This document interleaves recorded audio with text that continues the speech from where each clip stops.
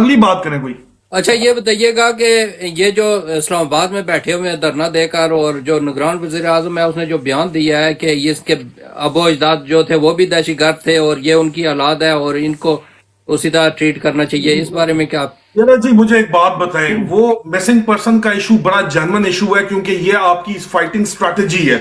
جو طارق صاحب یہ وزیر اعظم کا تو یہی مدعا ختم کر دیتے ہیں. یہ ادھر الفرڈ میں کیب چلاتا تھا، منی کیب چلاتا تھا، کیب چلاتا تھا. ہاں طارق صاحب یہ اس کی اوقات ہے. یہ آپ کیا، مجھے میں یہ نہیں کہہ رہا منی کیب، میرے اپنے دوست عزیز رشتہ دار چلاتے ہیں، ٹھیک ہے، میں ان کو عظمت کو سلام کرتا ہوں، لیکن یہ افغانی پاسپورٹ پہ یہاں آیا ہوا تھا اور یہ یہاں پہ منی کیب افغانی بن کے چلاتا تھا، اور ابھی وزیر اعظم وہاں پہ بیٹھا ہوا ہے. ISI کا ٹاؤٹ ہے، ٹھیک ہے. یہ CD-70 چلاتے تھے یہ لوگ وہاں پہ، اور یہ جو وہاں پہ کوئٹے میں بڑے بڑے افسر جاتے ہیں ان کے قیام تمام اور شراب اور شباب کا بندوبست کرتے تھے کوئٹہ میں. یہ ان کی ٹوٹل اوقات ہے اس کی بھی. اور وہ سرفراز بگٹی کی بھی CD-70 چلاتا تھا جب اکبر بگٹی کو انہوں نے قتل کیا ہے. تو ابھی وہ فائنانس منسٹر بیٹھا ہوا کیوبن سگار پی رہا ہوتا ہے. ان کی کیا اوقات ہے وزیر اعظم کی؟ چھوڑا کریں سر، خام خام ہے. مجھے میرا جو ہے نا یہ پیچھے کرنے والے سارے کی ساری GHQ ہے. مجھ سے پوچھے، اصل بات پوچھے. میں گھما پھرا کے نہ مجھے اب ہوگا کیا؟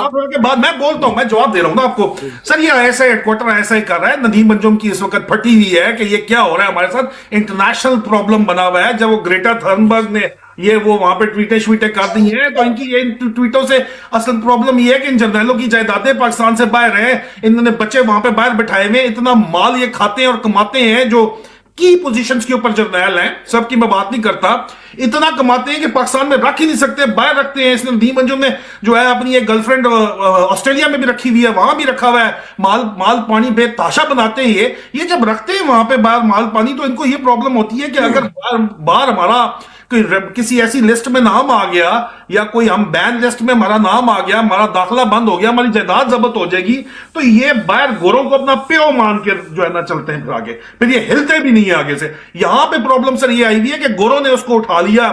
اور ظاہری بات ہے انڈین میڈیا ہمیشہ سے بلوچستان میں تو آپ کو پتا ہے وہ انگل کر رہا ہے، یہ بات تو کوئی شک شبہ نہیں ہے. لیکن یہ تو پھر آپ کی فوج کا کام ہے نا کہ اپنی فالٹ لائن کو ایکسپوز نہ ہونے دے.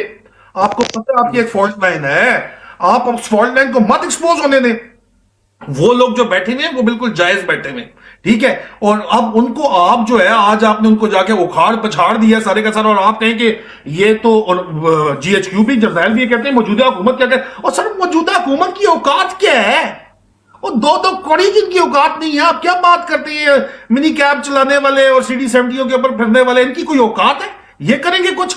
سر یہ ہیڈ کوارٹر ایسا ہی کر رہا ہے، سیدھی سی بات ہے. کیوں کر رہا ہے میں نے آپ کو وجہ ساری کی ساری بتا دی ہے. اب اس کو ہینڈل کرنا چاہیے تھا طریقے کے ساتھ. چھوڑیں کیوں نہیں چھوڑتے مسنگ پرسن ان کے؟ میں آپ کو ایک میجر کا قصہ سناتا ہوں، میرے پاس آیا پنڈی میں ہی.